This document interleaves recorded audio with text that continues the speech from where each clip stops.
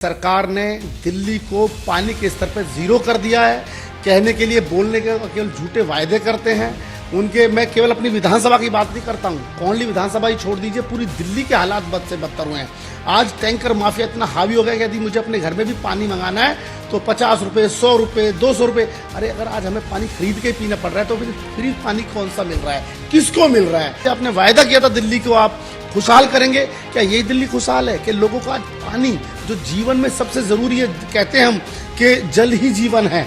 जब हमारा जल ही जीवन है और यहाँ दिल्ली जैसे जो देश की राजधानी है, यहाँ पानी के लिए लोग तरस रहे हैं। 100 रुपए, 50 रुपए, 300 रुपए, टैंकर माफिया इतना गुंडागर्दी की हुई है। नमस्कार, इस वक्त आप देख रहे हैं सुदर्शन न्यूज और हमारे साथ बातचीत करने के लिए कांग्रेस से पूर्व निगम पार्षद राजीव वर्मा जी मौजूद है और इनसे मैं बातचीत करूंगी। जिस तरीके से पूरी दिल्ली के अंदर जल संकट से कोहराम मचा हुआ है, जनता हाहाकार मचा रही है और ये जो पूरा क्षेत्र है मयूर विहार है, यहाँ पर जनता के क्या हालात हैं?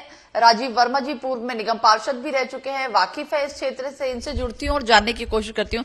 राजीव वर्मा जी, क्या कुछ कहेंगे, कैसे हालात है अभी पानी को? देखिए, आज के हालात दिल्ली के बहुत बद से बदतर हो गए हैं, इसमें कोई दो राय नहीं है।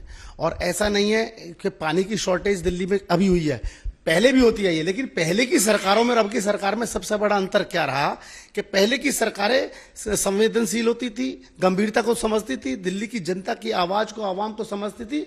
लेकिन आज की सरकारें क्या है, सिर्फ और सिर्फ दिखावा करना। जिस तरीके से आज आम आदमी पार्टी की सरकार दिल्ली में चल रही है, उस पार्टी की सरकार ने किस दम पे दिल्ली की जनता को धोखा दिया था। उन्होंने कहा था कि हम दिल्ली में पानी हम माफ करेंगे और बिजली हाफ करेंगे। तो मैं समझता हूं गंभीरता से इस बात को मैं उनसे पूछना चाहता हूं कि केजरीवाल जी, आप तो जेल के अंदर चले गए, आपके ऊपर केस चल रहे हैं, वो अलग बात है, उनका क्या नतीजा आना है, वो सच्चे हैं झूठे हैं, उसको तो कोर्ट तय करेगा। लेकिन आप जनता की अदालत से नहीं बच पाएंगे। जनता ने जो सोचकर आपको जनादेश दिया, दिल्ली की जनता ने आप पर विश्वास किया और जिस पानी को आपने कहा था फ्री देने का, पानी की बात की थी, फ्री पानी बहुत अच्छी बात आपने दिया, लेकिन पानी मिल किसको रहा है? आज टैंकर माफिया दिल्ली में हावी है। पानी के हालात जो इतने बद से बदतर हुए हैं, ऊपर से और इससे भी ज्यादा दोहरी राजनीति जिस तरीके से भारतीय जनता पार्टी की केंद्र में बैठी सरकार कर रही है, यानी दोनों की दोनों सरकारें नूरा कुश्ती खेल रही हैं। एक तरफ कहते हैं हिमाचल प्रदेश ने पानी नहीं दिया, जबकि वहां कांग्रेस की सरकार है। उन्होंने कहा, मुख्यमंत्री जी ने वहां सुखविंदर जी से कुजाद ने, कि उन्होंने कहा कि हमने यहां पानी देने में हमें कोई दिक्कत नहीं है। और कोर्ट ने आदेश, देखिए जब कोर्ट का इंटरफेरेंस हो जाए तो सरकारों की स्थिति क्या होती है, आज हमें देखने को मिलता है। दिल्ली की जनता वास्तव में अपने आप को ठगा महसूस कर रही है।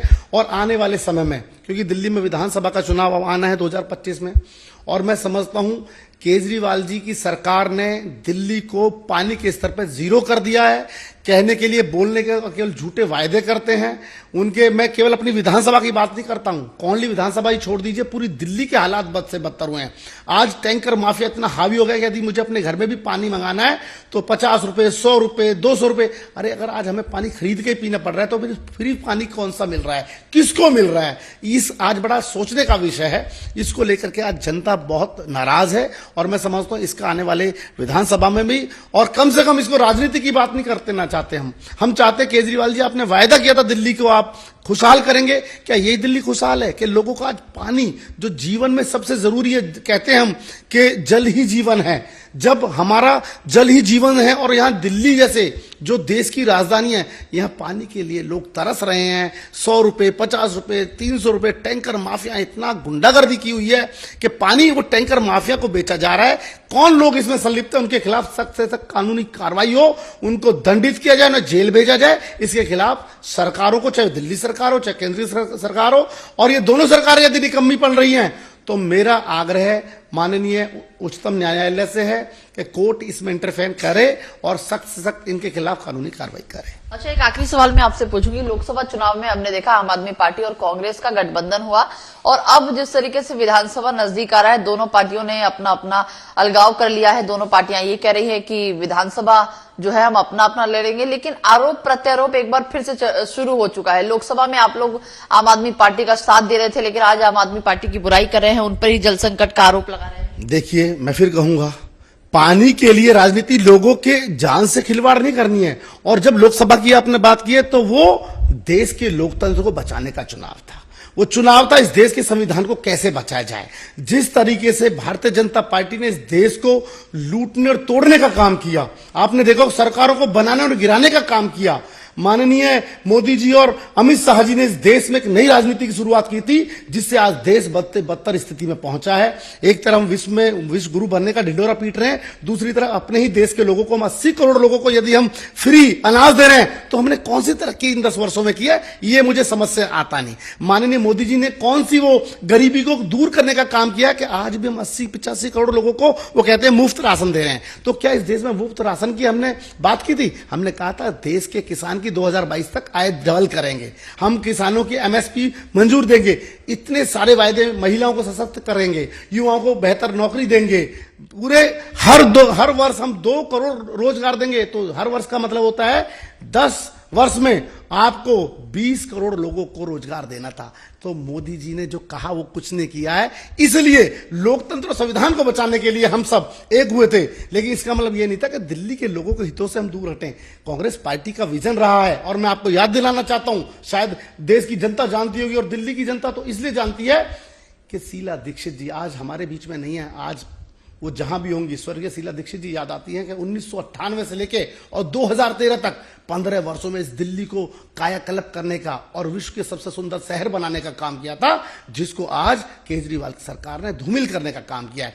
हमें समझो, जब राष्ट्र हित की बात आएगी तो हम राष्ट्र के जुड़े हुए मुद्दों को एक होंगे, उसके लिए चाहे हमें भारतीय जनता पार्टी का विरोध करना पड़े। लेकिन जहां दिल्ली की जनता के हितों की बात आएगी तो हम, चाहे वो केजरीवाल की सरकार हो चाहे भारतीय जनता पार्टी हो, हम दोनों को चेतावनी देना चाहते हैं, या तो जनता के मुद्दों को आप निश्चित रूप से ठीक कीजिए, नहीं तो आने वाले समय में जनता आपको माफ नहीं करेगी।